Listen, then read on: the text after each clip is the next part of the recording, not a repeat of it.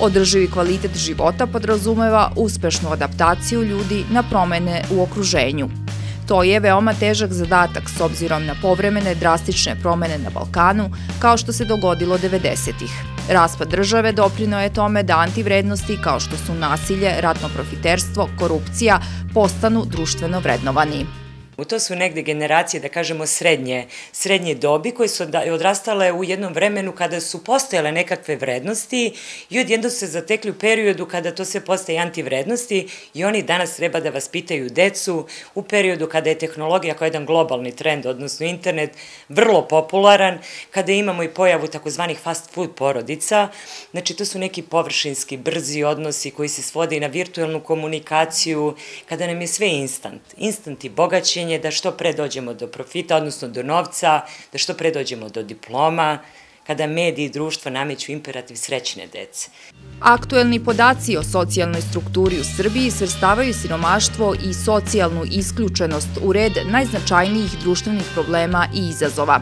Rešavanje ovih problema u velikoj meri uslovljava održivost nacionalnog razvoja u budućnosti.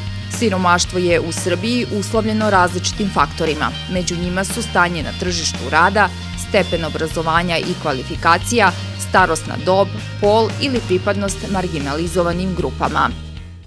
Nemamo ni od čega da plaćamo ni struju, ni vodu, ništa. Šta državne institucije čine u ovom trenutku na dugoročnom i efikasnijem rešavanju ovih problema? Pozdravljamo odluku vlade da se ovim pitanjima posebno bavi i da pojedinačno rešava pojedinačne slučajeve diskriminacije Roma i Romkinja i da se posebno bavi njihovim problemima u oblasti stanovanja, obrazovanja, zdravstvene i socijalne zaštite, a i dobro je što postoje i posebni programi za zapošljavanje ove nacionalne manjine. Izradom socijalnih karata siromašnima je omogućeno pravo na korišćenje subvencija, odnosno delimičnu naknadu troškova za komunalne usluge, grejanje, vodosnabdevanje i iznošenje smeća. U ovom poslu značajna je uloga lokalnih centara za socijalni rad, jer su oni u mogućnosti da se u direktnim kontaktima i na terenu upoznaju sa svakim korisnikom i odrede njegov socijalni status. Pitanje je koliko socijalna karta može ili treba da bude sveobuhvatna, jer je stanovništvo jedan živi sistem u kojem stalno dolazi do promena.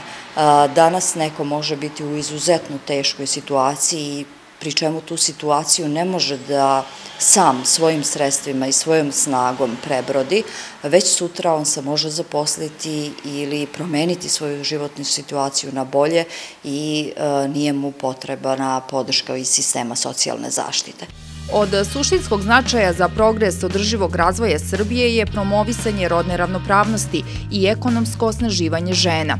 Zastupljenost žena u zakonodavnoj i izvršnoj vlasti ne dostiže prihvatljive standarde i iznosi 30%. Samo 5% žena je na mestima predsjednica opština i gradonačelnica.